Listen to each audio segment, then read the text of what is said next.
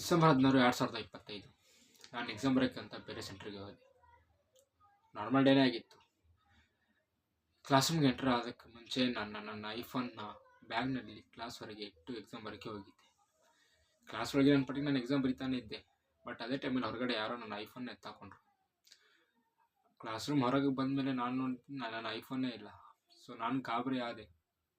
And next ನಾನು ಪೊಲೀಸರಿಗೆ ಕಾಲ್ ಮಾಡಿದೆ ಗಾಬರಿಯಾಗಿ.